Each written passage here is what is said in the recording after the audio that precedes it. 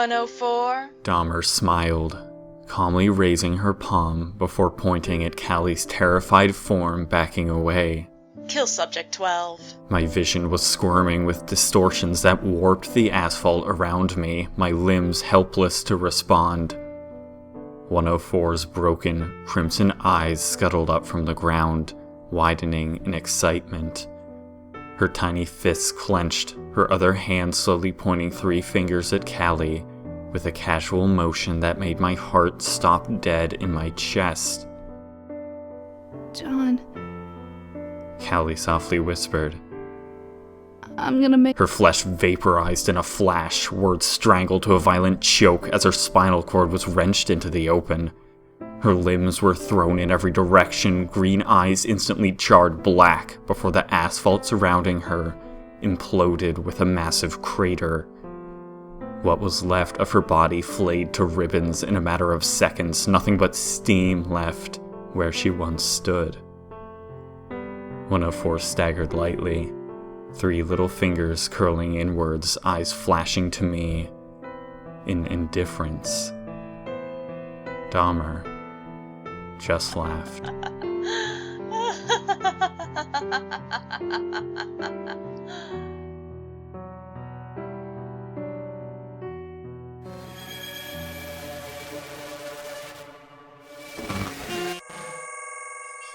Facility Arc. I jolted upright, my bed heaving like a boat capsizing during a storm. The bedside table to my right hacked across the room, shattering with splintering plastic and warping metal.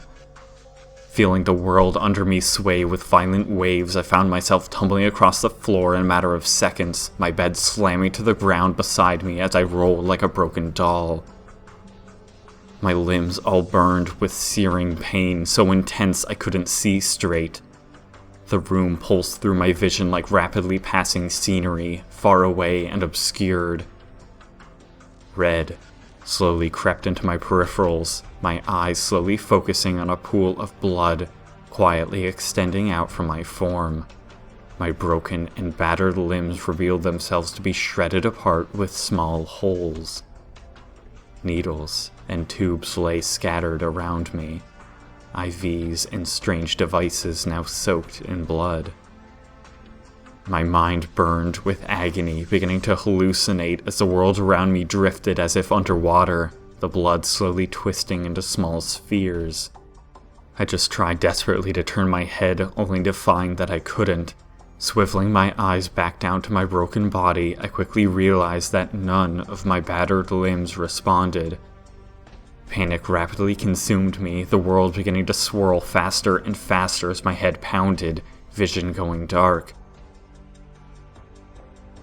I must have passed out at some point because when my surroundings finally cleared to some extent, everything was back to normal. The needles and broken machines still lay scattered around me, but there was no blood anywhere. Everything utterly stagnant. I coughed, trying again to move, finding that I could sluggishly will my muscles to some extent. I was able to struggle to my knees with considerable effort, my eyes searching the room I was confined in. It was some kind of hospital space, although the walls shone with a metallic sheen, the fluorescent lights above me far harsher than I could ever imagine in a place meant to be comforting. A single door led outside, pure white, 2 large mirrors. On either side of the bed, no other doors or windows visible anywhere. I looked at the hospital bed strewn on the ground, the metal frame bent slightly. My memories began slowly returning at the cost of blinding pain. Callie and I were... But then Julie... Subject 104. My eyes widened. Dr. Cleo Dahmer, she had shot the director. She said she could save me if I came to the facility. Is that where I was? Had it worked? That question was quickly overshadowed by another one. What happened to Callie? My fist balled, the rage at the answer causing me to rise to my feet instantly despite the pain. Dahmer. My heart stopped. I caught my reflection in one of the mirrors, a sight that made my stomach knot up.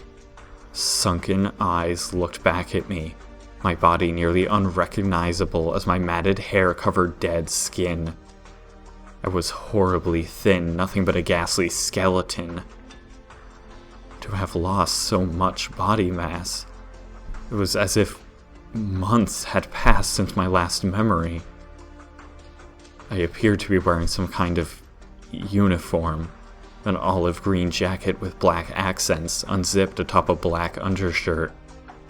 My pants were a similar olive green color, baggy and thick. My tired and fuzzy eyes slowly focused on a red band across the breast pocket of my jacket. After straining for some time, I could finally make out faint yellow letters embroidered on it. But no, not letters. Numbers. 7, 6. I blinked slowly, swaying on my feet as continuous waves of weakness passed over me at random intervals. 76. What did that mean? Had the procedure even worked? Was Dahmer able to get the parasites out? I certainly didn't feel any better. Where was I? Was this truly the facility? Which one? My head slowly turned to some of the many cameras in the room, my teeth gritting as more questions brewed in my mind. Not waiting for answers to find me, I slowly staggered across the room, gaining more strength with each step as I approached the door. As I finally reached the handle and my eyes fell on it, however, I was suddenly overcome with the most intense nausea I had ever felt, the world instantly beginning to spin. The very structure of the door handle looked to be a writhing snake, the glistening black metal waving in my vision like it was alive. My stomach heaved, my eyes squeezing tight as I flinched away from it. I slowly calmed my breathing, stealing another glance at the metal to see much the same thing, queasiness immediately returning. Gritting my teeth now, I just turned away, fumbling for the handle blindly with my hand before finally grasping it. It felt just like regular metal, not shifting or moving at all. Why did it appear that way? I slowly pulled the door open, a rush of cold air entering the room, my jacket fluttering slightly as I stepped outside and felt the door slide closed behind me. Hearing a click, I turned back around to find it locked. But more than that, the entirety of the surface was coated in more of the writhing black substance. As I quickly shielded my eyes and stepped further backwards, I became aware of how abnormally silent everything was. I took a breath, gazing down the impossibly long metal hallway that stretched out before me. It branched off in several different directions, always at right angles, mimicking a kind of labyrinth. The white walls were impeccably clean, pipes and cameras layering the ceiling at absurdly frequent intervals. Having recovered minuscule strength by this point, I began cautiously advancing forwards. I could faintly hear the whirring of the cameras, my skin prickling as if they were beady eyes piercing into my flesh. Everything, even solid objects, left streaks in my vision, the scenery before me pulsing with static like countless insects were buzzing in my peripherals. I was so caught up trying to maintain balance that I barely even noticed the girl standing around the corner, until I almost ran into her. Her icy blue eyes seared into my vision as she whirled around, face erupting in horrified confusion. "Whoa, sorry." I shakily caught myself, backing up and coming to a wobbly stop. Sorry." She just stared back at me silently, disbelief continuing to spread across her face. She was wearing the same uniform I was, her frayed brown hair tied in a messy braid, her skin sickly and gray. In her hand, she clutched a piece of paper. As I watched, she quickly gripped it tighter, eyes scanning me as she took a step back. You're not... She shook her head slowly. Who are you? This isn't what I expected.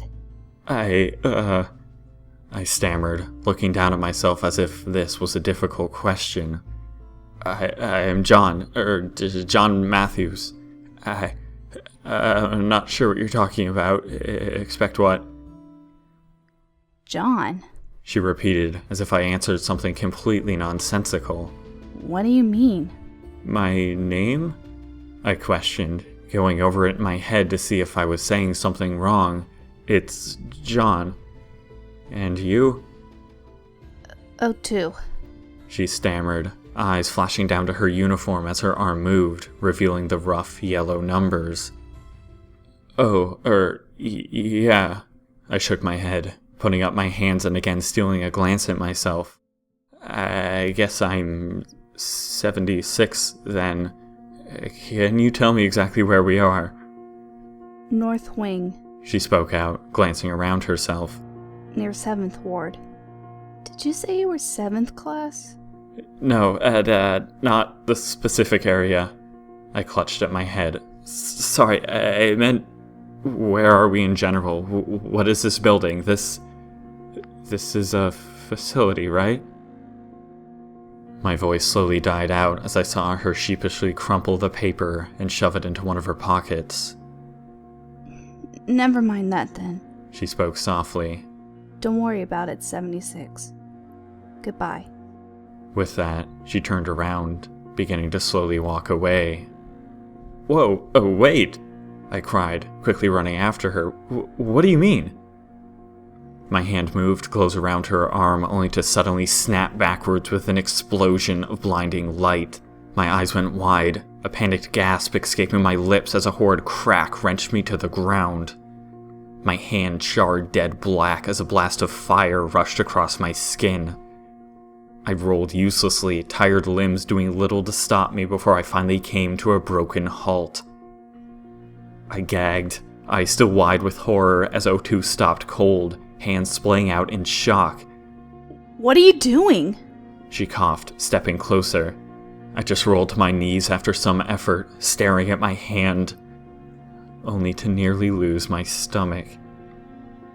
The flesh was all but peeled away, boiled blood crusted to my warped skin in hideous black bubbles. But even as I watched, my skin was shifting, like a pulpy mess suspended in water. It was slowly winding back together, entirely numb. What? I gagged, scrambling backwards. What did you think would happen? O2 stammered, simply watching me in disbelief as I shot to my feet and braced against the wall. You... I gagged, eyes flashing to her. You're... parasite. Her face just grew more horrified. What? She cried, looking down at herself. I'm a what? She checked herself again, panicked voice continuing as she said, I'm 0 class, a god-bearer. At least I think that's true. Is that what you're called? A parasite? I'm not a... No! I cried, aghast. That's what you are! What? She glanced nervously down the hallway before she focused on my hand slowly winding back together. I've never seen a boy our age here. Or a boy at all. Can you distort matter? I stammered, her words going right over my head. If so, you're a left-hand parasite. What did you call yourself? A god-bearer? I specialize in molecular vibrations. She stammered out. Heat transfer, oxygen combustion, and the like. Like I said, I'm 0 class. I've never heard of a parasite. Left-hand parasite, I corrected, voice dying out as I brought up my hand in disbelief, stomach lurching. It hadn't worked. If I was still healing myself, didn't that mean Dahmer had failed to get 104's parasites out? You're able to do all of those things because you're being controlled by a left-hand parasite. I shook my head, dropping my hand. The same things that are going to kill me. 76.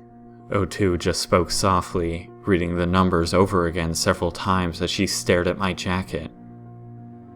Why is it they have a subject number?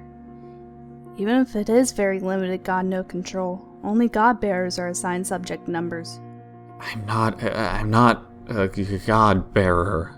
I shook my head, glancing up to the security cameras. I call them left hands, but it's all the same. I'm just a human. Her eyes narrowed. A while back, I was infected with the left hand's offspring. I stared at my hand. Dr. Cleo Dahmer promised me that if I came with her to this facility, she could remove them, but clearly she lied about that too.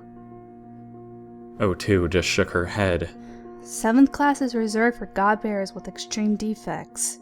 She stared at me, eyes scanning slowly. But God bearers nonetheless. I went to speak out in protest, only to flinch as a massive cloud of blood splattered down the hallway, a hideous crack splitting through the space. My heart stopped.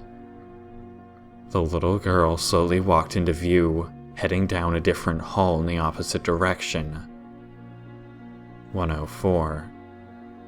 She was wearing a bright yellow shirt depicting Ozzy the Relativity Bear, bedazzled short jean shorts clinging to her spindly, ghastly white legs, and what appeared to be light-up high-top sneakers on her feet. Slung over her shoulders was a bright lavender backpack again featuring Ozzy, the bear staring forwards with a maniacal grin, a human anatomy diagram in the background. What the hell was this? Some kind of sick joke? Who the hell had dressed her up like this?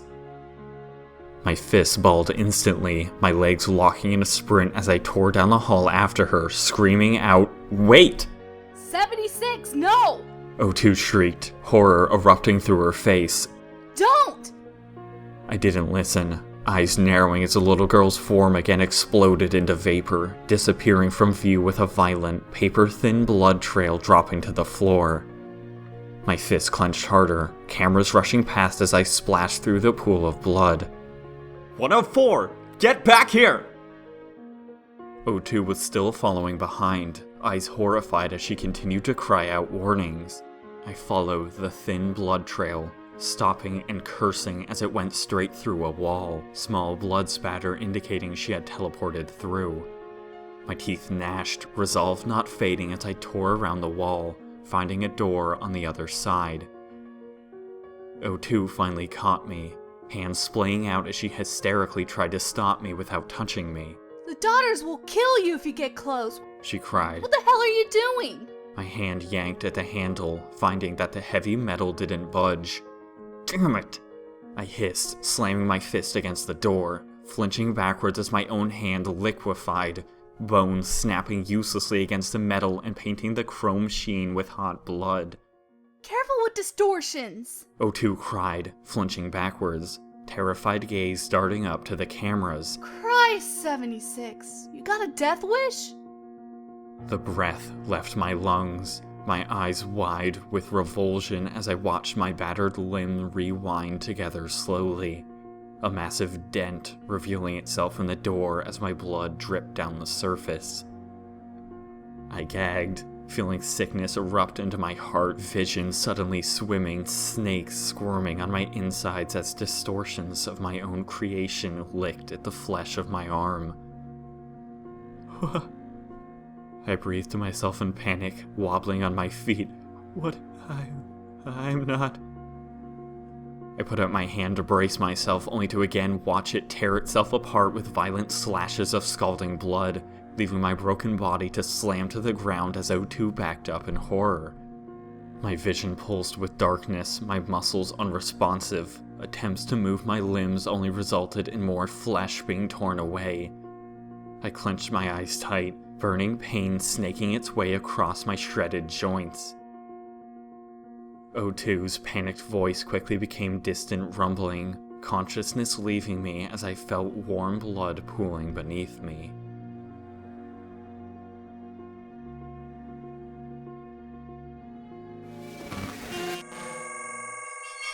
Homebound Arc.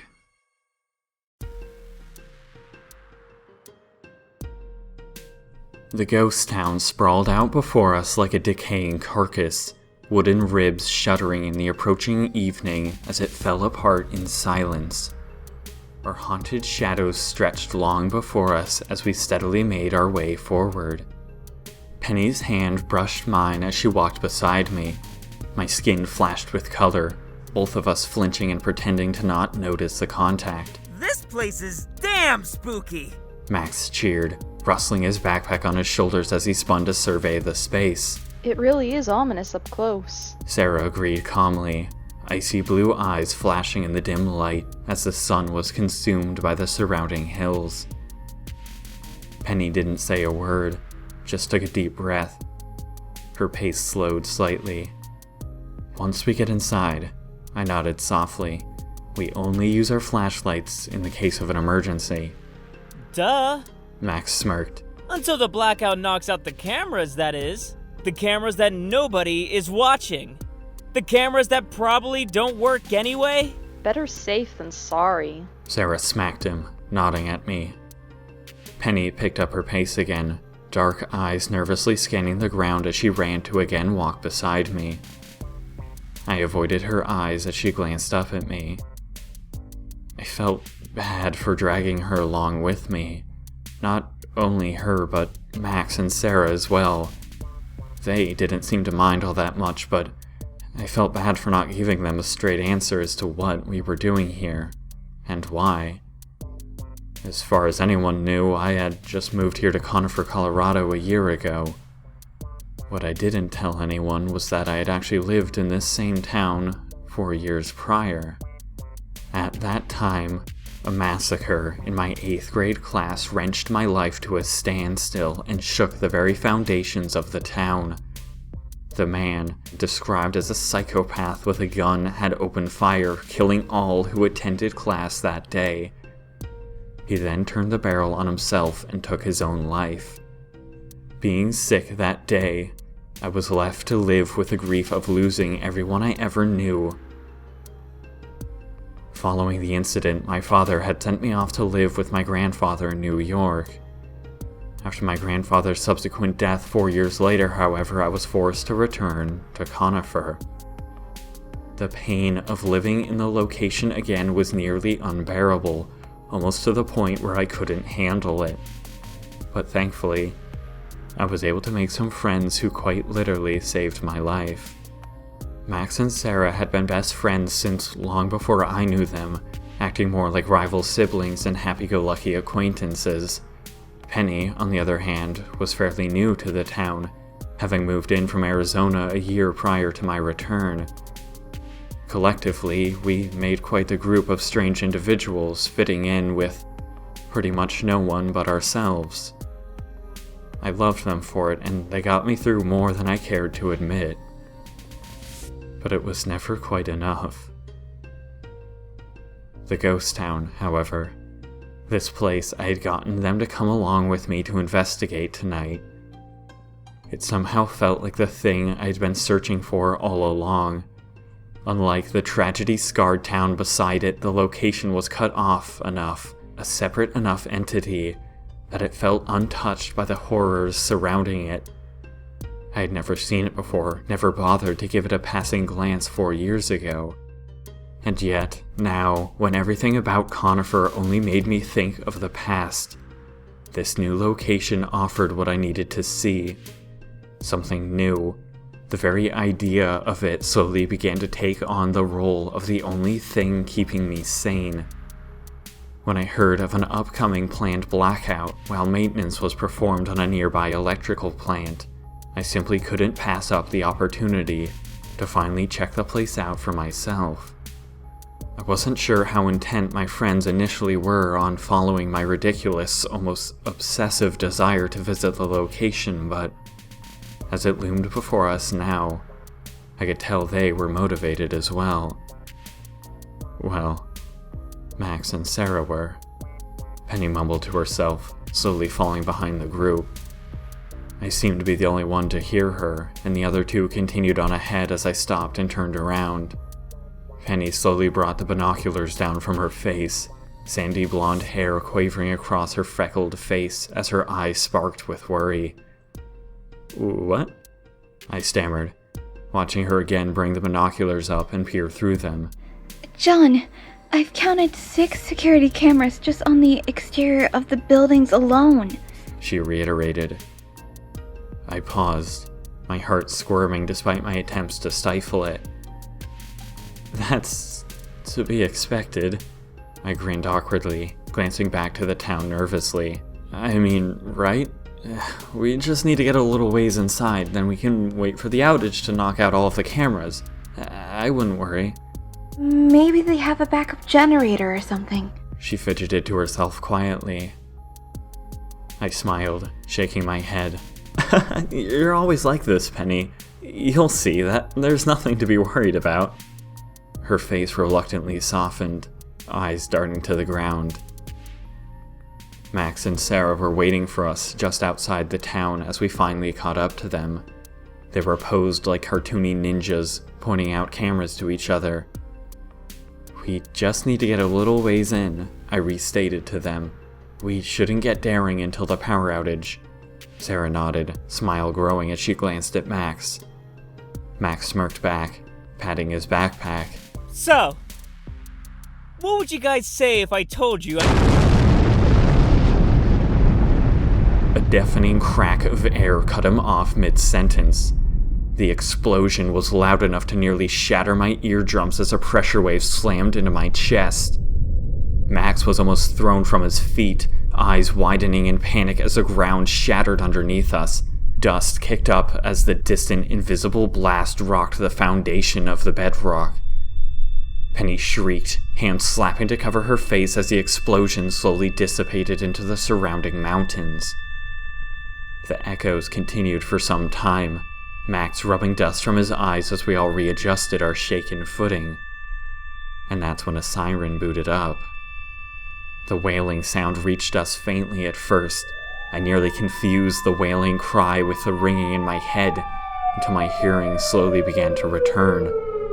Max backed up, Sarah standing her ground as I began walking forwards in concern, eyes narrowing. John! Penny stammered, her pale hand clasped around my wrist, and I slowly came to a stop.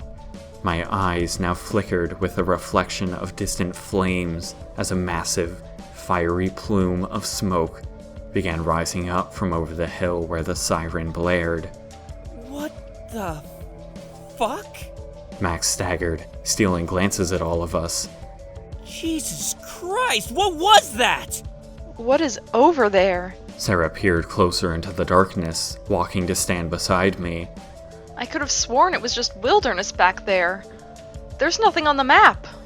There's something there. Penny gagged to herself, shaking her head and trying to pull me back further. If this turns into a forest fire... The darkening sky was suddenly abuzz of energy as searchlights darted from seemingly nowhere, the sound of distant helicopters reaching us immediately. What? I spoke slowly, eyes narrowing further. What is this place? The ghost town in front of us suddenly erupted in blinding light, concealed stadium lights like false suns that burned straight into my retinas. All of us flinched backwards, Max falling onto his hands as the four of us scrambled into the shadows. The siren seemed to be growing louder with every passing moment, the ground near us rushing with more explosive light as a helicopter swept past overhead. We all ducked to the ground, looking at each other with wide eyes. We're getting out of here. Sarah took control, icy irises flashing to where we had come from, calculating if we would be seen. Wait. Max protested, his resolve instantly fading as several gunshots rang out from over the hill. his mouth closed tight, his usually playful banter stopping in his throat. Sarah slowly stood. Penny was already ahead of her, attempting to drag me away from the town. Wait, I muttered to myself more than anything. No one heard me. Sarah and Max were scrambling back the way we came before my eyes even left the hill crest. Penny was desperately pulling at me. Cold fingers gripped at my wrist, and it looked like she was speaking, but her lips moved soundlessly as I stared at the rising plume of smoke. Wait, I again muttered to myself. Something isn't... Penny's voice cut into my head, finally wrenching me from my trance as she practically shook me. This isn't right. I felt the words spilling from my mouth, though I didn't know where they came from. This isn't how it's supposed to. What? Penny panicked, glancing back and forth between me and the hill crest. John, let's go. What's wrong? I finally snapped to my senses, shaking off my strange delusions and looking to Penny. Nothing. The scene slowly fell behind us as we ran. My stomach never let up, however, a dark pit growing larger with every step. My heart seemed to be slowing, a vast emptiness eating at me as I turned to take one last look at the ghost town before it disappeared from view. I was missing something.